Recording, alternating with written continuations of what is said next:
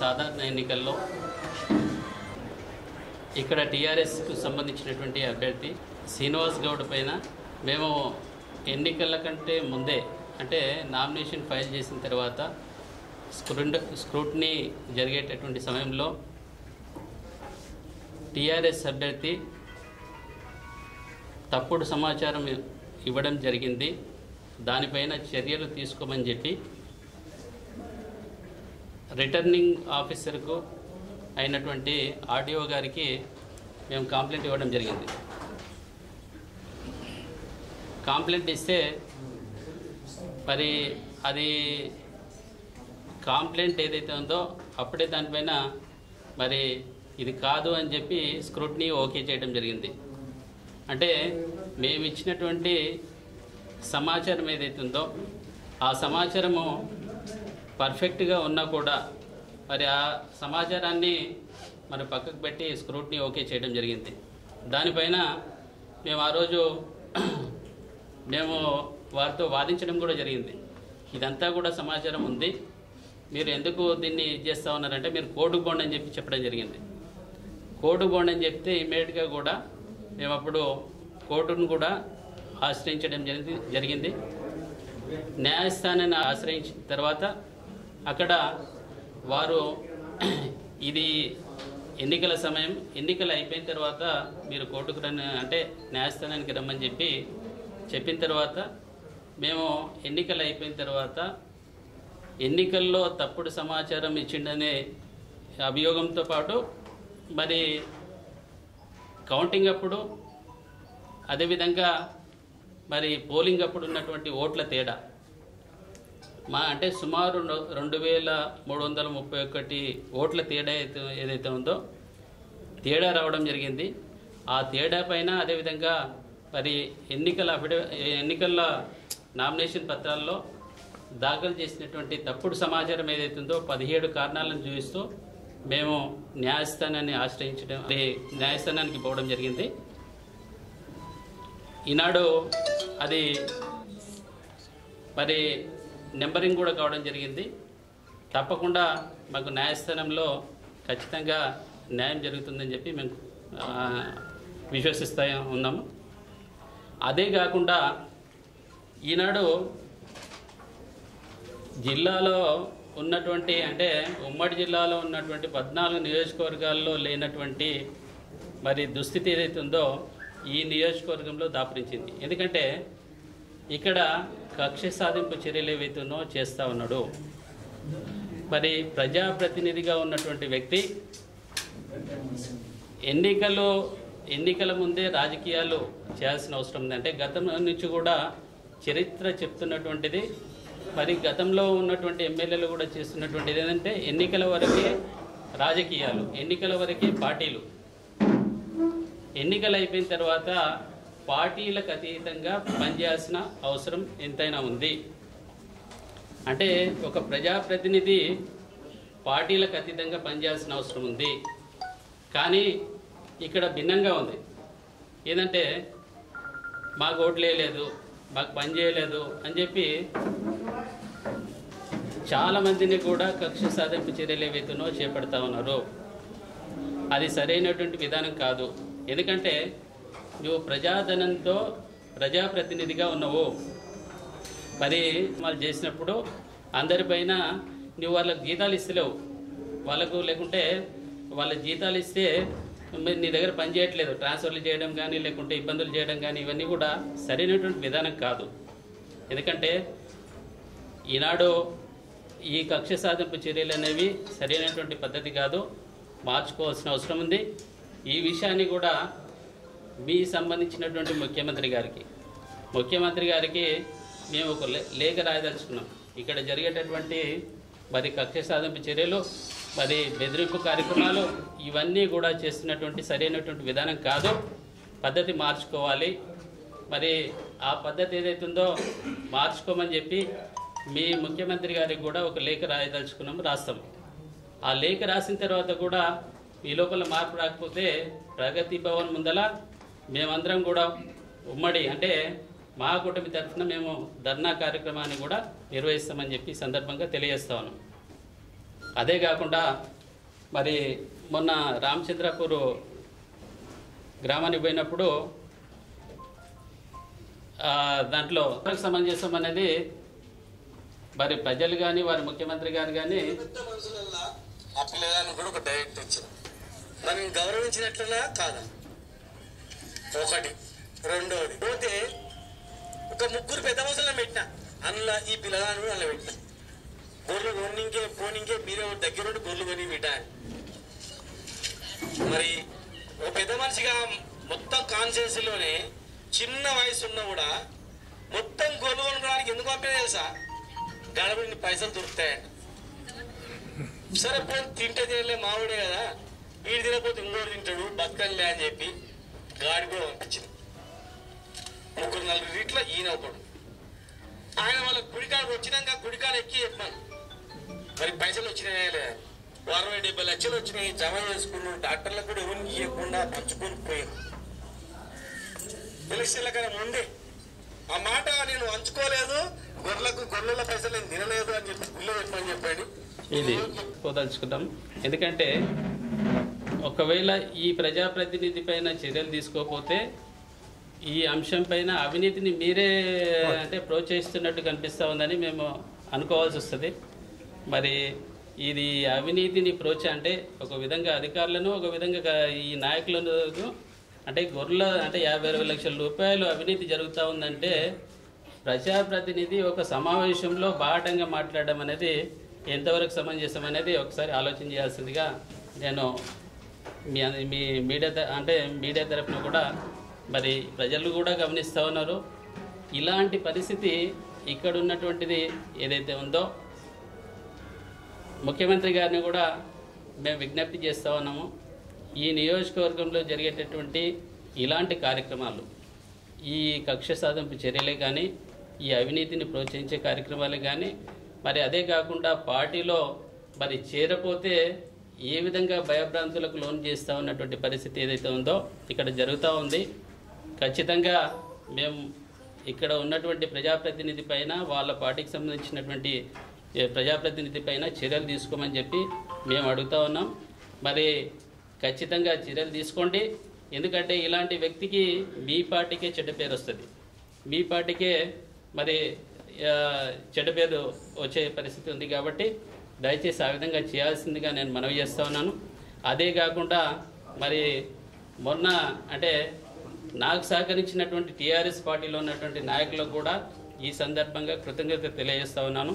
మరి ఈనాడు ఈ పార్టీలో ఉన్నటువంటి నాయకులంతా కూడా మరి చాలామంది కూడా ఈనాడు ఇబ్బంది పడుతూ ఉన్నారు, అక్కడ కూడా ఉండి ఇబ్బంది పడుతూ ఉన్నారు. ఆ ఇబ్బందులు ఏవైతున్నాయో మాకంతా కూడా తెలుసు.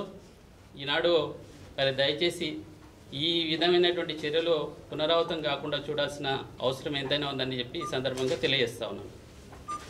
మహబూబ్నగర్ నియోజకవర్గ ప్రజలకి నా యొక్క నమస్కారం. నేను మహబూబ్నగర్ నియోజకవర్గ ఓటర్ని. యాజ్ ఏ ఓటర్గా నేను కూడా ఒక కేసు ఫైల్ చేయడం జరిగింది శ్రీనివాస్ గౌడ్ గారి పైన.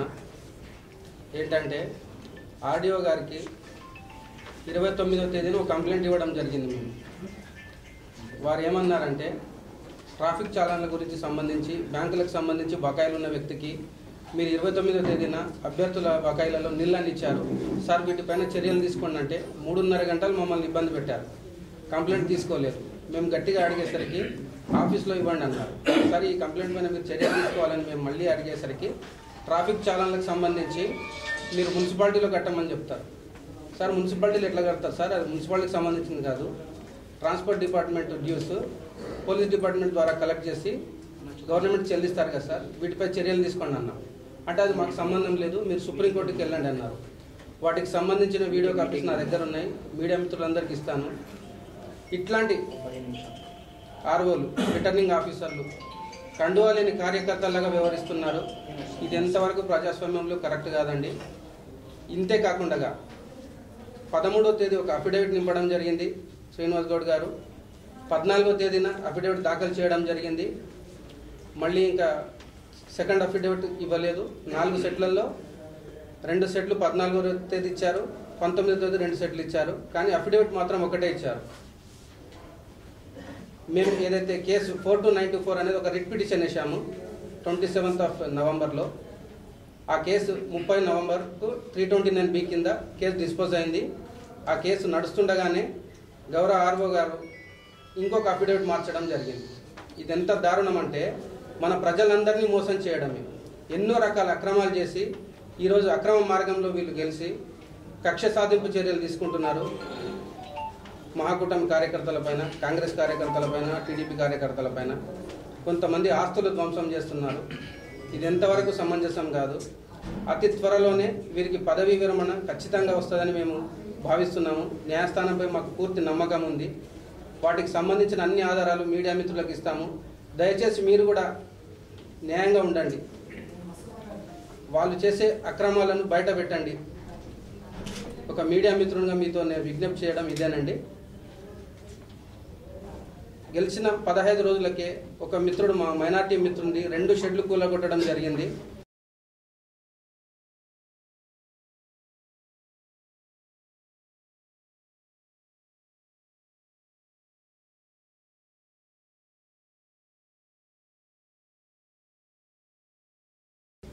అతనికి దాదాపు 22 లక్షల ఆస్తి నష్టం చేయడం జరిగింది. అది ఎంతవరకు సమంజసం కాదు. అతి త్వరలో రాబో 6 నుంచి 7 నెలల కాలంలో మీరు కూడా పదవి విరమణ పొందబోతున్నారు.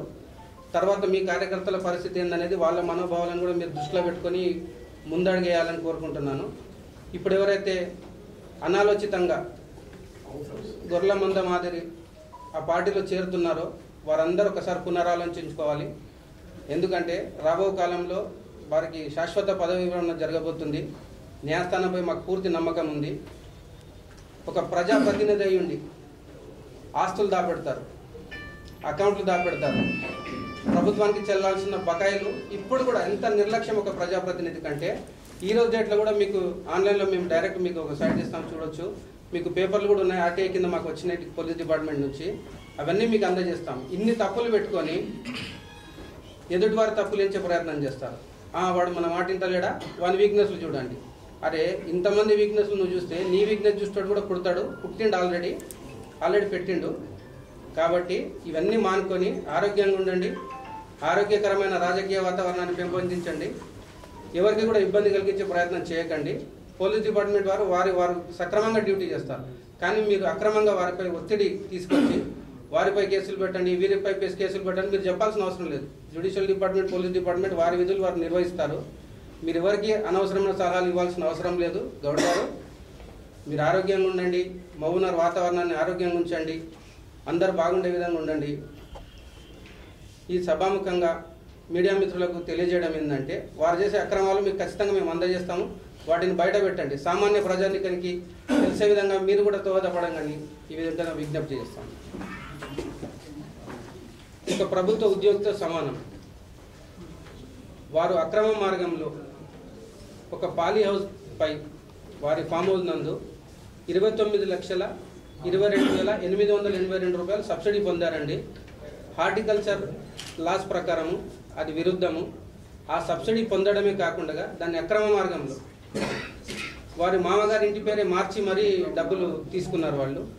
అది ఖచ్చితంగా కోర్టు ద్వారా రికవరీ జరుగుతుందని మాకు ప్రగాఢ విశ్వాసం ఉంది.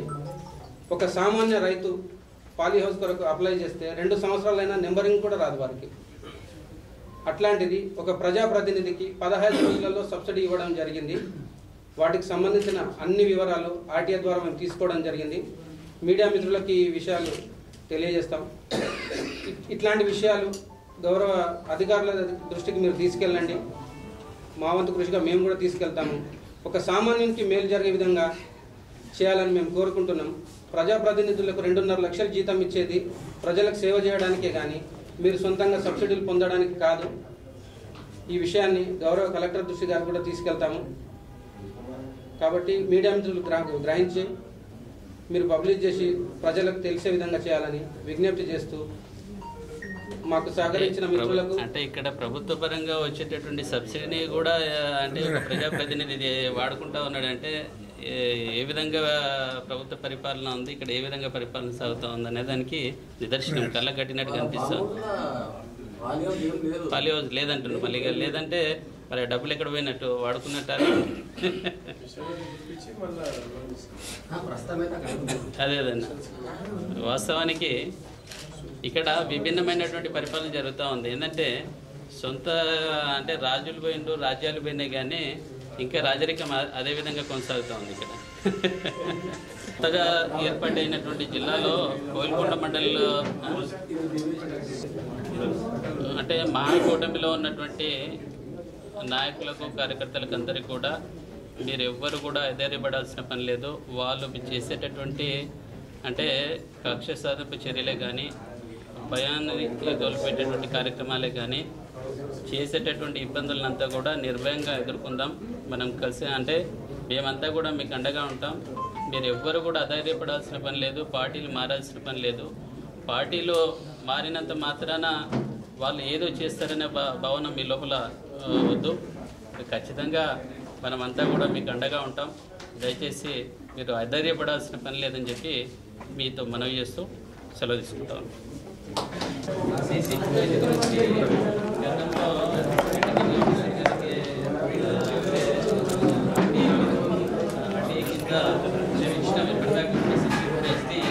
నాకు ఇవ్వలేదు, దాస్తా ఉన్నాం. ఏ మ్యాచ్లో తాగిందో మనకు తెలియదు, కానీ మాకు కావాల్సింది మనం చేస్తూ ఉన్నాం. ఈ అంటే మీడియా ఇదిగా పెట్టుకొని ఇస్తూ ఉన్నాము. మాకు ఎన్ని రోజుల్లో ఇస్తారో ఒకసారి చూద్దాం. అధికారుల నిజాయితీ ఎంతవరకు నిరూపించబడరో చూద్దాం.